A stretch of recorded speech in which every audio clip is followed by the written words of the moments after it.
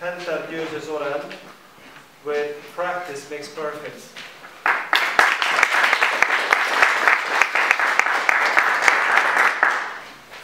My dear audience, it's an honor to be here today, competing with such great speakers. So I'm going to start by asking you a question. Who am I? You've heard the name, the title of my speech. But the real question here is, who am I really? You may ask the same thing. I'm sure that all of us ask this from ourselves from time to time, and it's totally normal. Self-reflection and self-analysis are really important in order to ace this exam. You may call it difficult, but the truth is that life is the most practical exam, not necessarily the most difficult one, and I'm going to tell you why in the next few minutes and in 3 main points. In clichés, traveling, and goals. So just bear with me. This is my last year in high school.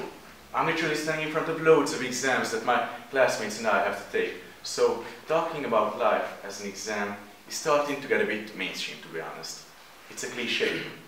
Life is full of them, and we have to live with them. So what I want to say is that we've got to appreciate the importance of a moment. Because normal life has become a routine. We are born, we go to school, fall in love, go to university, get a job, establish a family, have children, and then die. Oh yeah, and don't forget about the IRS, or else it might come knocking one day on your door like this. Knock, knock. Who's there? IRS. IRS who? IRS you because you haven't paid your taxes. Now, Woody Harrelson once said that in his great Southern accent that you gotta enjoy the little things. And that's what I'm doing right now. Standing here in front of you people, sharing my thoughts. Public speaking for me is about those radiant eyes and interested looks. This moment is unique. Almost as unique as meeting a Brazilian student while traveling on a bus to Bucharest a few months ago to visit my sister.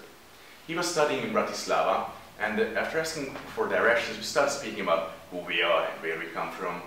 He was backpacking around Southeastern Europe, visiting countries that he has never seen before, and I was simply fascinated by his courage and daring free spirit. You know, I have a dream. My dream is that one day I'll take a backpack, a few essentials and some clothes, and I'll travel around the world, just like that student did. I have seen the fire in his eyes, a desire to know, learn and see more and more of this world. We all have that buried inside us, not so deep, waiting to erupt and change the way we perceive and comprehend the environment that surrounds us. Not long ago, my philosophy teacher has given us the task to write an essay with the following theme: man is condemned to be free. So one night I sat down and I decided that I would write this essay. And you know what happened? I started writing things that would have been quite normal had a 60-year-old man been writing them, quite conservative thoughts, frankly. And I was shocked. I had to ask myself, who am I? How can an 80-year-old punk stand out in front of a whole class and read an essay that's criticizing this whole generation and the fact that we are indeed condemned to be free? It's simple as that. Speak up, people. Tell me your thoughts, because ideas are bulletproof. They're not set in stone. When exposed to thoughtful people, they adapt and morph into their most potent form.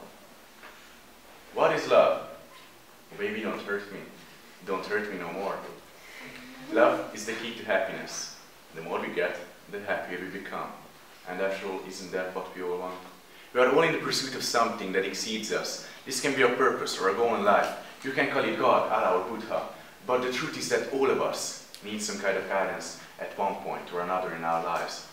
And when I need guidance, when I'm at that point, I think about what Robert Ingersoll said. He said that happiness is not a reward, it's a consequence. So every action that we take draws a consequence. Sort of like the butterfly effect. I'm sure that all of you have heard of it. And that is why I strongly believe that our goal in life is to collect more and more feelings, wisdom, pleasures and experiences. And yes, this may sound a bit hedonistic, to be honest, but frankly speaking, I don't care. Because I have a feeling. I have a feeling deep down here that in order to be the best, to get the most out of ourselves and take this exam, we've got to live a meaningful life, full with unique experiences and true happiness. Don't let the things you own end up owning you. Don't let anything shake your confidence in life. Let's wake up and live our lives to the fullest, because normal life has become a routine. And say what you think, because honesty will free us all. My dear audience, go on, step out. The world is ours, so take a slice. We are meant to do great things. Thank you.